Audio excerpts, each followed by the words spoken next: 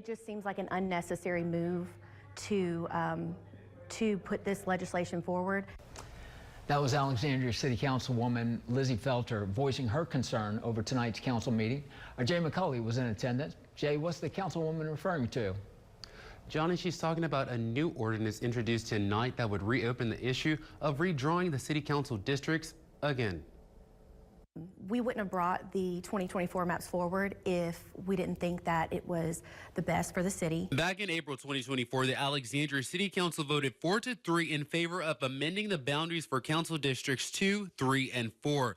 The effort was spearheaded by District 4 Councilwoman Lizzie Felter. She says at the time she was told her precinct was being written out of her own district. Felter says only 3 of the city's 42 precincts were adjusted using data from the 2020 census. So minimal impact, but actually made the maps better. At the October 21st council meeting, Council President Cynthia Perry introduced new legislation that will revert back to the 2022 maps. We have so many more things that we need to band together and work on.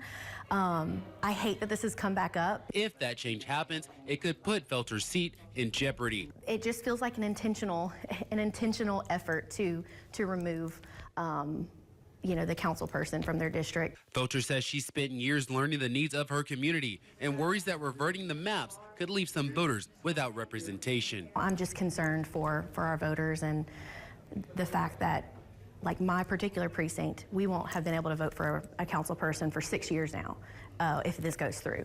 So that's not exactly, being able to cast your vote and have your voice, represented. So tonight's meeting was just the introduction of that ordinance. 2 public hearings about the redistricting are scheduled for November 4th and December 2nd, both at 5 p.m. in the Alexandria City Council chambers. Council President Cynthia Perry and Councilman Jules Green and Gary Johnson declined to comment until after those hearings. Johnny?